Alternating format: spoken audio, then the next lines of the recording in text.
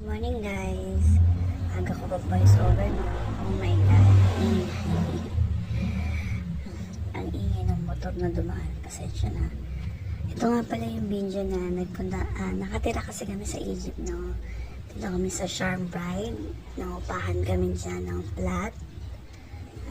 Ayan, may swimming pool siya. Palagi nagsiswimming sa Ezekiel yan. Naggala-gala lang kami dyan sa area ng hotel and resort kasi.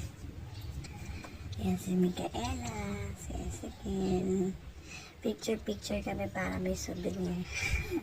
Actually, hindi na siya, itong time na to, close na yung pool kasi winter na. So, aayusin nila para next summer, maayos, diba? Siyempre naman.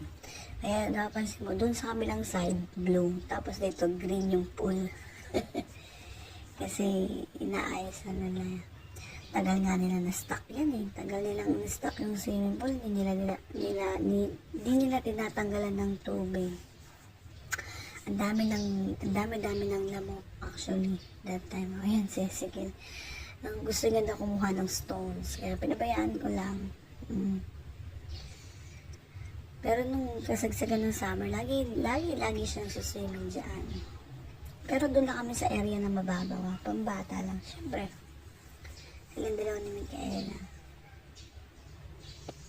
Ngayon, hanap siya ng bato. Tapos dadaling niya sa taas sa bahay namin. Doon siya maglalaro. Ewan ko ba?